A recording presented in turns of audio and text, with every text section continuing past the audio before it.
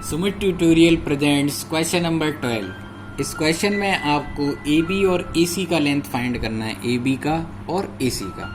इस क्वेश्चन में बोला हुआ है a triangle A B C is drawn to circumscribe a circle. एक ट्राइंगल ड्रॉ किया हुआ है जो सर्कल को सर्कमस्क्राइब करता है, जिसकी रेडियस कितनी है 4 सेंटीमीटर। जो सर्कल है उसकी रेडियस कितनी गिवन है प्यारे बच्चों, 4 cm। Such that the segment B D and D C which divided by the point contact D in 8 cm and 6 cm respectively find the length of AB and AC।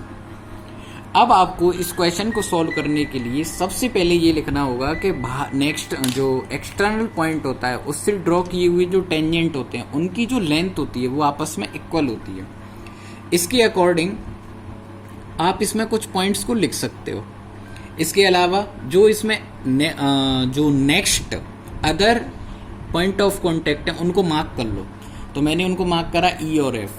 तो सबसे पहले लिखते हैं tangent drawn from external point are equal. Tangents drawn from external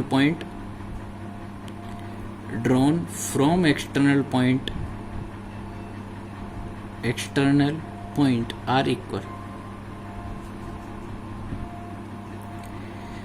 मेरे प्यारे बच्चों, मैं आपको बताना चाहता हूं कि बाहर वाली पॉइंट से ड्रॉ किए हुए टेंजेंट इक्वल होते हैं। तो इसके अकॉर्डिंग ये होगा कि जो सी एफ सेक्शन होगा वह सी डी के इक्वल हो जाएगा और दोनों की ही लेंथ कितनी होगी 6 cm।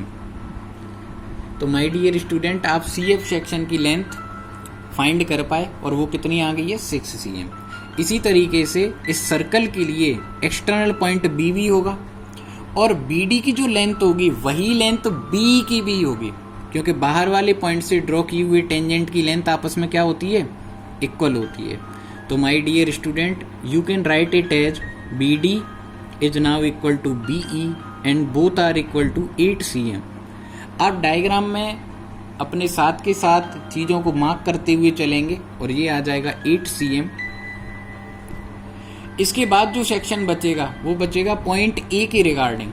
तो पॉइंट ए से ड्रॉ किए हुए टेंजेंट जो होंगे उनकी भी लेंथ आपस में इक्वल होगी और उनकी लेंथ के बारे में हमें कोई इन्फॉर्मेशन गिवन नहीं है। तो इसको मैं मार्क कर देता हूँ x सेंटीमीटर। क्या मैंने इसको मार्क किया x सेंटीमीटर। अब ये सिंस मैंने मार्क किया, ये क्वेश्चन में तो था नहीं, तो इसके बगल में मुझे लिखना पड़ेगा लेट। ये मैंने अपनी तरफ से लिखा है, ये मैंने अज्यूम किया है, इसलिए x cm। इसके बाद मैं ट्राइंगल की जो साइड्स हैं उनकी मेजरमेंट मार्क करूंगा। जैसे ट्राइंगल की अगर मैं साइड की बात करूं तो जैसे BC साइड है तो इसका टोटल मेजरमेंट हो जाएगा 6 + 8 और ये हो जाएगा 14 cm। सिमिलर वे में अगर मैं आपसे बोलूं कि आप AB का मेजरमेंट मार्क करो तो आप बोलेंगे कि सर आप x और 8 को सम कर दो, तो ये हो जाएगा x + 8। सिंस इसमें वेरिएबल और नंबर है तो इनका सम तो हो नहीं सकता, बस आपको रिप्रेजेंट करना है तो आप लिख देंगे x + 8। सिमिलरली आप AC की लेंथ को लिखेंगे तो AC की लेंथ हो जाएगी x + 6 cm। इसके बाद अब हमारी जो कोशिश रहेगी वो कोशिश ये रहेगी कि कोई भी ऐसा मेथड मिले जिससे हम रिलेशन बना पाएं। तो प्यारे बच्चों, आप ट्राइंगल के एरिया के कितने मेथड जानते हो? तो आपका आंसर होगा सर बेसिकली हम 2 मेथड्स जानते हैं। ट्राइंगल के एरिया का जो बेसिक फॉर्मूला होता है वो ये होता है कि 1/2 बेस इंटू हाइट, और दूसरा जो तरीका रहता है वह रहता है हेरोन्स फॉर्मूला। हेरोन्स फॉर्मूला आपको 9th क्लास की एक्सरसाइज नंबर 12 में सिखाया था। उस फॉर्मूले में सबसे पहले हम सेमी पेरीमीटर फाइंड करते हैं, और सेमी पेरीमीटर क्या होता है, sum of all sides divided by 2। तो देखो ऑल साइड्स हम लिख चुके हैं, इनको हम ऐड करेंगे और 2 से क्या कर देंगे डिवाइड, तो सेमी पेरीमीटर आ जाएगा। उसके बाद हम हेरोन्स फॉर्मूला यूज करेंगे। क्या होता है Heron's formula, square root of s multiply s - a into s - b into s - c। Here a b c are the sides of triangle, वो तो हमारे पास हैं। इसके अलावा इस ट्राइंगल के अंदर कई ट्राइंगल छोटे छोटे बन रहे हैं, उनको बनाने के लिए पहले मुझे इसमें कंस्ट्रक्शन करनी होगी। तो सबसे पहले मैं इसमें कंस्ट्रक्शन मार्क करता हूं। तो माय डियर स्टूडेंट, आप देखते जाइए कि किस तरीके से कंस्ट्रक्शन होने वाली है।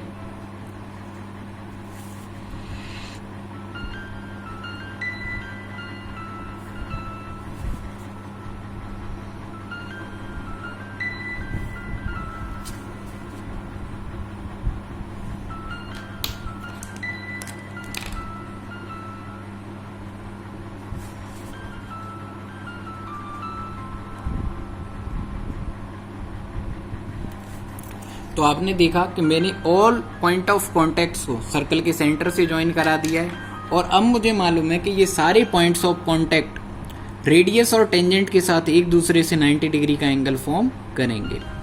और इसमें जो बड़ा वाला ट्राइंगल है वो बेसिकली 3 ट्राइंगल्स में डिवाइड हो गया है, छोटे छोटे 3 ट्राइंगल्स। तो वैसे तो इसमें बहुत सारे ट्राइंगल बनने हैं, पर बेसिकली 3। कौन कौन सी 3 ट्राइंगल्स हैं? AOC, सेकंड वाला बन रहा है COB, और थर्ड वाला बन रहा है BOA। इन तीनों ट्राइंगलों की हम एरिया निकालेंगे और उसको बड़े वाले ट्राइंगल की एरिया जो हेरोन्स फॉर्मूले से आएगी उसको इक्वल कर देंगे, और इस तरीके से हमारा आंसर आ जाएगा। अब आप देखते जाइए कि कैसे होगा। तो सबसे पहले हेरोन्स फॉर्मूला अगर मुझे अप्लाई करना है तो सेमी पेरीमीटर मुझे फाइंड करना होगा। तो सबसे पहले इन ट्राइंगल ABC मैं सबसे पहले फाइंड करता हूं सेमी पेरीमीटर, जो होगा AB plus BC plus CA divided by 2।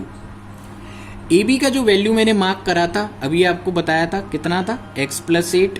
BC का जो वैल्यू था वो 14 था, और CA का जो वैल्यू था वो x प्लस 6 था डिवाइडेड बाई 2। थोड़ा सा स्मार्ट वे में करने की कोशिश करेंगे, चीज़ों को सिंप्लीफाई रखने की कोशिश करेंगे। देखो x प्लस x आप ऐड करोगे 2x हो जाएगा, 8 प्लस 6 करोगे 14 हो जाएगा, प्लस 14 डिवाइडेड बाई 2। अब आप देखो 14 इसमें कितनी बार ऐड हो रहा है, 2 टाइम ऐड हो रहा है। तो आप चाहें तो इसको 28 भी लिख सकते हैं, आप चाहें तो इसको 2 इंटू 14 भी लिख सकते हैं। मैंने 2 इंटू 14 लिख दिया। आपको मालूम ही ऐसा इसलिए लिखा है क्योंकि 2 इसमें से कॉमन आ जाएगा। तो सेमी पेरीमीटर का जो आंसर आएगा वो आएगा 2 कॉमन लेने के बाद x प्लस 14, और जो डिवाइड हो जाएगा 2 से। अब आपको पता है न्यूमरेटर और डिनोमिनेटर में 2 ये जो कॉमन आ रहा है फैक्टर, तो हम इसको सिंप्लीफाई कर सकते हैं। तो फाइनली जो मेरा आंसर आएगा वो आ जाएगा x प्लस 14 cm। इसके बाद मुझे मालूम है कि हेरोन्स फॉर्मूले से आने वाला एरिया और इंडिविजुअल ट्राइंगल, जो 3 ट्राइंगल्स मैंने अभी आपको डिक्टेट करवाए थे, उन ट्राइंगल्स का एरिया, वो दोनों का एरिया क्या होने वाला है, सेम होने वाला है। तो अब मैं लिखने वाला हूं यहां पर कि area of triangle ABC is equal to, अगर मैं यहाँ से फॉर्मूला लगाऊं तो ये फॉर्मूला हो जाएगा S into S minus A S minus B S minus C। और दूसरे तरीके से अगर मैं इसी ट्राइंगल का एरिया लिखूं तो मैं लिख सकता हूं area of triangle AOC plus area of triangle COB plus area of triangle BOA is equal to Heron's फॉर्मूले से जो आंसर आएगा वो उसके इक्वल हो जाएगा। और हेरोन्स फॉर्मूले में अब मैं वैल्यू पुट करने जा रहा हूं। तो आप देखिए s की प्लेस पर वैल्यू आएगी x प्लस 14, उसके बाद x प्लस 14 से AB का जो आंसर है वो माइनस हो जाएगा x माइनस 8। इसके बाद इसमें कुछ नंबर्स बचेंगे, उनको मैं नीचे राइट कर देता हूँ, आप देखते जाइए। x प्लस 14 माइनस 14, और उसके बाद x plus 14 minus x minus 6।